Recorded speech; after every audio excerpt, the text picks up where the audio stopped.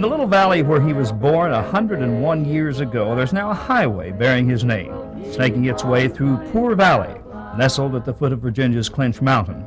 It was here that A.P. Carter learned his music. He started out in the church choir singing up here at Mount Vernon Church. That's where he learned to sing. Carter had a variety of jobs, but music was always on his mind. He was a fruit tree salesman, and he went to this house, and he said he heard this girl, she was a 16-year-old girl when her and Daddy married, singing Engine 143. And he heard her singing, and she was playing the altar harp.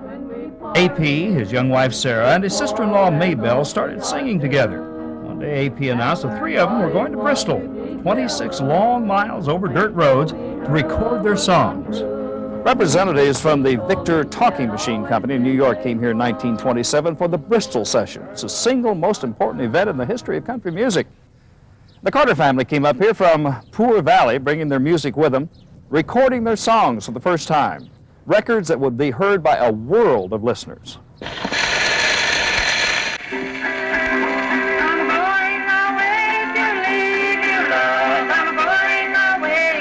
Listen to that guitar and that altar harp.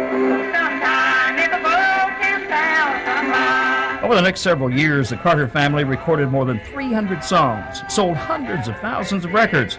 Their share? Less than a penny a record. They didn't make a whole lot of money, but they made more money at that than they did a farming.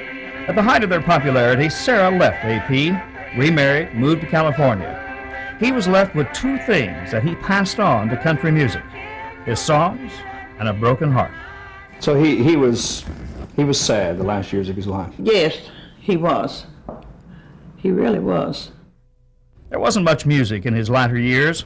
A.P. built a country store, which now is more successful than the store ever was, as a Carter Family Museum, a museum rich with history and memories. And A.P. is at rest in the cemetery behind the church where he learned to sing. But the name, the music, and the tradition continue just the way he wanted.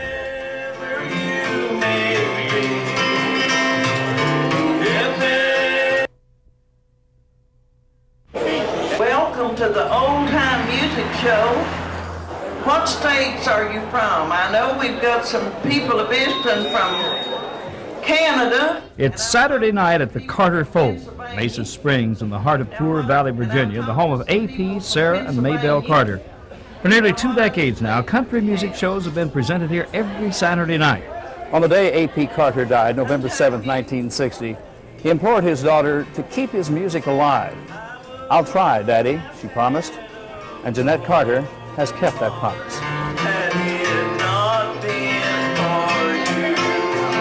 Jeanette and her brother Joe open every show with one of their daddy's songs. Jeanette says performing is the fun part. The hard work is putting together a weekly show.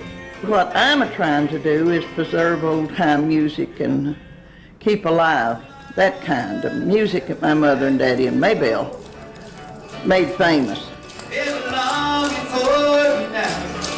Only bring you back somehow. Oh, yeah. You've been there in these empty hearts, I know. Every week a different group is the featured attraction. Old-time country music or bluegrass. No fancy electronic musical gadgets, only acoustic instruments are allowed here. And it wouldn't be right at all to have anything else here in the valley but that. There's no drinking, no disorderly conduct, no dirty jokes. They're all clean and corny. Anytime you get hogs and dogs together, you got problems.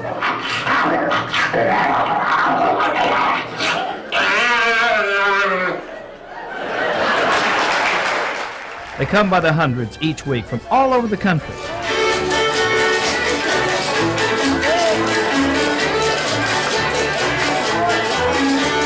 Old and young, all having a great time.